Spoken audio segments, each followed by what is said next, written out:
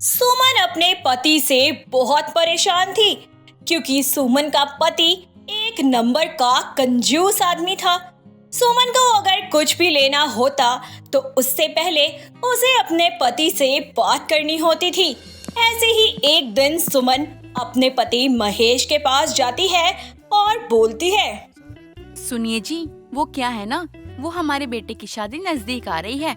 इतनी सारी तैयारियां करनी है, सामान लाना है। अगर आप कुछ पैसे दे देते तो तैयारी शुरू कर देती मैं। अरे कौन सी तैयारी? अरे तैयारी तो हो चुकी है ना। अगर थोड़ा बहुत रह भी रहा होगा तो मैं कर लूंगा। और तुम पैसा क्यों मांगती रहती हो? तुम्हें तो पैसा मांगने का बहाना चाहिए होता है। अब मैं तुम्हें एक पैसा नहीं दूंगा। तुम पैसा बचाना सीखो, पैसा डुबाना नहीं। अभी तक आपके कपड़े नहीं आए हैं, ना मैंने कोई कपड़े लिए हैं। बहू को जो सोना चढ़ाना है, एक बार उसकी भी सफाई करवानी है। और ऐसे में आप कह रहे हैं कि तैयारी हो गई है। अरे तुम्हारे पास इतनी साड़ियाँ रखी तो है, उनमें से कोई पहन लो। और मेरे पास भी तो कम कपड़े थोड़ी हैं। वो जो कुर्ता मिला था ना अपने भाई के बेटे की शादी में, मैं वो पहन के चला जाऊंगा। बिना बात के जेब से पैसे निकलवाना चाहती हो तुम? वो कुर्ता आपको 5 साल पहले मिला था और तब से लेके आज तक आप हर शादी फंक्शन में वही कुर्ता पहनते आ रहे हो। और अब आपके सगे बेटे की शादी है तो इसमें भी वही पहनेंगे। जरा तो सोचिए कि लोग क्या सोचेंगे आपके बारे में। शादी मेरे बेटे की है, लोगों के बेटे की नहीं। अब मेरा जो मन करेगा मैं वो करूंगा। तुम ज्यादा दिमाग मत चलाया करो।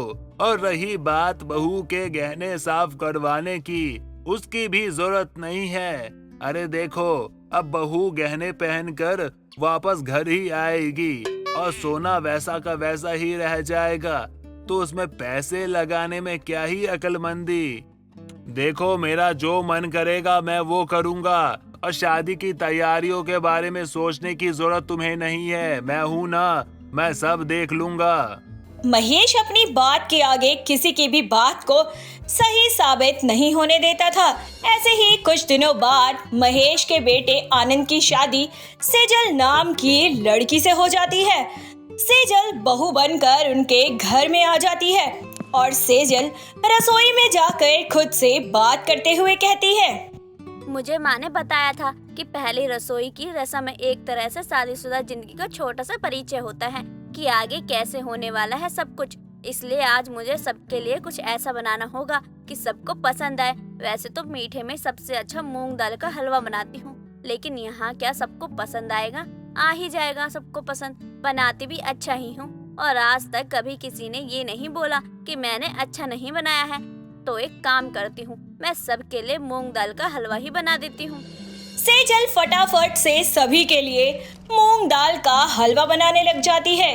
कुछ देर बाद हलवा बनकर तैयार हो जाता है और सेजल सभी को हलवा देने लगती है। लेकिन हलवा देखकर महेश बहुत गुस्सा होता है और गुस्से में बोलता है, ये क्या है बहू? अरे किससे पूछकर मूंग दाल का हलवा बनाया तूने? अरे तुझे पता है ये हलवा बनाना कितना ज्यादा महंगा पड़ जाएगा? अरे मूंग की दाल के ऊपर से तूने घी, अरे काजू, अरे बादाम, अरे क्या क्या डाला हुआ है। अरे इतने पैसे हवा में फूंक दिए तूने। पापा जी, आप कैसी बातें कर रहे हैं? अरे आज मेरी पहली रसोई है और पहली रसोई की रस्म में मीठी चीज तो बनती ही है, तो मैं बस वही मीठी चीज बना रही थी। इसमें कौन सी बड़ी बात हो गई? इतना तो हर जगह ही होता है ना। मेरे मायके में तो इससे भी ज्यादा होता है। मेरी माँ ने तो मुझे कभी कुछ नहीं कहा, लेकिन आप ऐसा क्यों कह रहे हैं? बहू तू मेरी बात माना कर। अरे तुझसे ज्यादा दुनिया देखी है मैंने, और कहाँ क्या होता है कैसे होता है सब मुझे अच्छे से पता है। एक तो इतनी महंगाई है, इतनी महंगाई में इतनी मेहनत से कमाते हैं और तुम लोग ऐसे ही बेफिजूल में उड़ा देते हो। एक तो ये बादाम, ऊपर से घी, ऊपर से वो, आए हाय, एक गरीब बुढ़ा कहाँ जाए। अरे तुम लोग को समझ नहीं आता क्या? कितने पैसे बर्बाद नहीं करने चाहिए। थोड़ा हिसाब किताब रखा करो। अरे सामान की बर्बादी मत किया करो। समझा रहा हूँ तो समझ जाओ। माफ करना ससुर जी, लेकिन मुझे भी सब पता है। क्योंकि मैं बाहर जॉब करती थी और अपने घर का सारा खर्चा पानी मैं ही देख रही थी। लेकिन मुझे कभी यही नहीं लगा कि कंजूसी की वजह से हम अपने खाने पीने में बदलाव कर सकते हैं, बल्कि अगर हम अच्छा खाना खाएंगे तो तंदुरुस्त रहेंगे, तो इसमें हमारा ही फायदा है। बहू, ये तेरे ससुर हैं और तू अपने ससुर से शादी के अगले दिन ही बदतमीजी से बात कर रही है। अगर ये कुछ भी कह रहे हैं बहू, तो कुछ सोच समझ के ही कह रहे हैं ना। 4 दिन की दुनिया तुमने देखी है और 4 दिन की दुनिया में तुम ये जज कर रही हो कि आगे की दुनिया कैसी बन सकती है। देख बहू, हमारे घर में तेरी ससुर जी की चलती है और जैसा वो चाहते हैं वैसे ही होता है। आज तक कभी किसी ने कुछ गलत नहीं बोला है, आगे भी कभी कुछ गलत नहीं होगा, ठीक है? सुमन भी अपने पति की ही साइड लेती है, जिसकी वजह से सेजल कुछ भी नहीं कहती है। लेकिन सेजल को अभी तक इस बात का अंदाजा नहीं था कि उसके ससुर कितने ज्यादा कंजूस है। दिन निकलते जा रहे थे। निकलते दिनों के साथ साथ महेश की कंजूसी आसमान छूती जा रही थी, जो सेजल को बिल्कुल भी पसंद नहीं था। ऐसे ही कुछ दिन बाद सेजल को अपने मायके जाना होता है।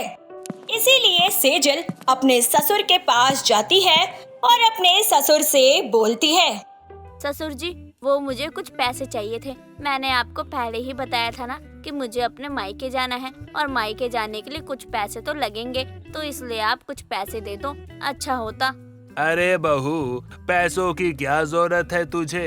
अरे तू मायके जा रही है तो तुझे पैसे ले जाने की क्या जरूरत है? वहाँ लोग तुझे ही पैसा देंगे, तुझे ही चीजें देंगे, तो तू पैसे लेकर यहाँ आ जाइयो।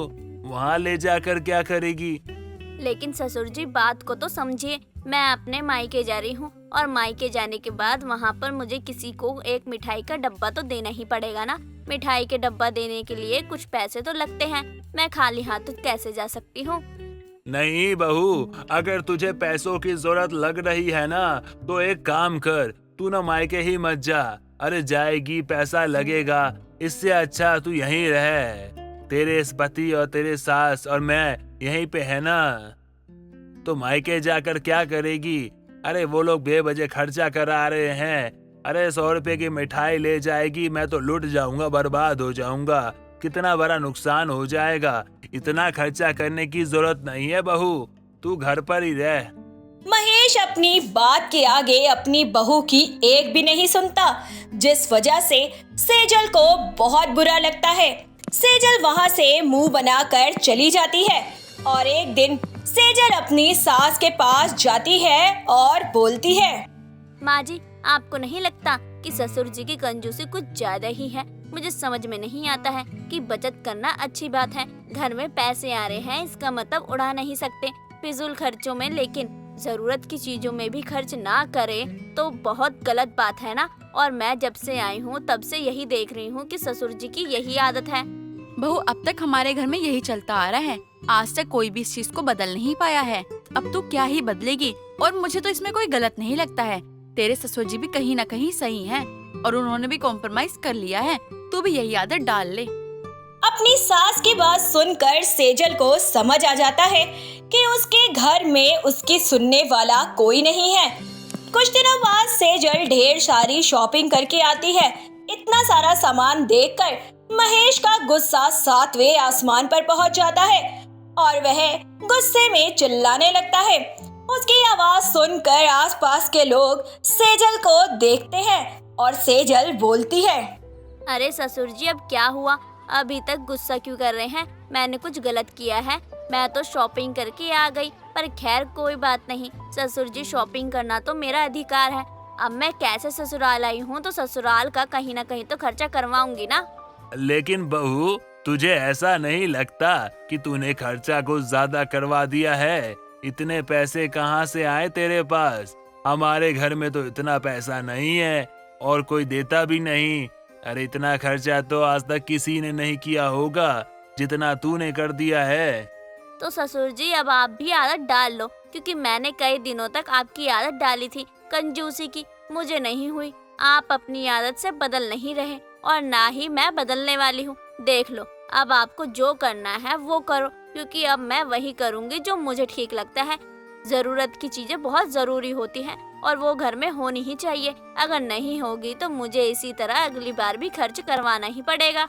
इस बार सेजल की बात में उसकी सास और उसका पति दोनों उसका साथ देते हैं, जिसकी वजह से महेश को अपनी बात को गलत साबित मानना ही पड़ता है और अब वह कुछ भी नहीं बोल पाता है और इस तरह उसकी कंजूसी काफी हद तक कम हो जाती है। एक गांव में कमला अपनी माँ माया के साथ रहती थी। कमला अपना घर चलाने के लिए दूसरों के घर पे काम करती थी, लेकिन एक दिन माँ आप आराम कीजिए, मैं जा रही हूँ काम करने, वरना सरिता दीदी गुस्सा हो जाएंगी अगर जरा सा भी देर हो गई तो। बेटी, घर में सारा राशन खत्म हो रहा है और तुझे पैसे मिलने का भी समय हो गया है। आज पैसे मिल जाए तो तू आते समय बाजार से राशन का सामान ले आना।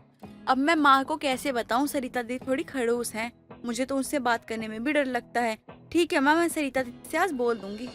कमला मालकिन सरिता के घर पहुंचती है और घर का सारा काम कर देती है। कमला सरिता के घर में बस झाड़ू पोछा करती थी और सरिता एक पूजा पाठ करने वाली औरत थी और किसी के हाथ का खाना उसे पसंद नहीं था। अपनी रसोई में वो किसी को नहीं जाने देती थी। कमला काम करके थक जाती है और कमला को इस दौरान प्यास लगती है। वह रसोई के पास जाकर खड़ी हो जाती है और सोचती है, अगर मैं अंदर गई तो सरिता दीदी देख लेंगी और मुझे बहुत डांटेंगी। मुझे प्यास भी लगी है। कमला बिटिया, तू यहाँ रसोई के बाहर क्यों खड़ी है और परेशान लग रही है? दादी जी वो क्या है ना, मुझे प्यास लगी थी और सरिता दीदी ने रसोई में जाने से मना किया है। कमला, तो तू मेरे कमरे में आ जाती। चल अब मेरे कमरे में पानी पी लियो। सरिता की दादी सास कमला को अपने कमरे में ले जाती है और कमला पानी पीने के बाद कमरे से बाहर आती है। कमला, माँ जी के कमरे में से कहाँ से आ रही है? बहू, कमला को मैंने ही बुलाया था अपने कमरे में। कमला सुन, घर का सारा काम खत्म करके जाते समय मेरे से मिलकर जाइयो, कुछ काम है तुझसे। दीदी मैंने घर का सारा काम खत्म कर लिया है।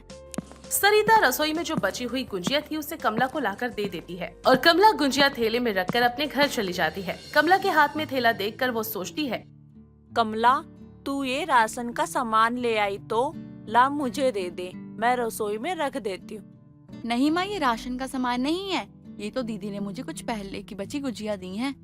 कमला थैले में से गुंजिया निकालकर प्लेट में लाती है और माया और कमला दोनों गुंजिया खाने लगते हैं। माया को गुंजिया बहुत पसंद आती है और वो बोलती है, कमला, गुजिया से याद आया, होली आने वाली है और मैं भी इस होली पर गुजिया बनाने की सोच रही हूँ और तेरी मालकिन ने बहुत ही स्वादिष्ट गुजिया बनाई है।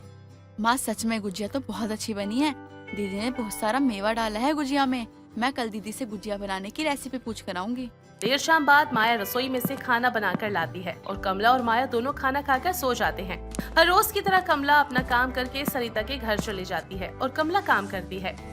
सरिता दीदी, वो मुझे आपसे कुछ पूछना था।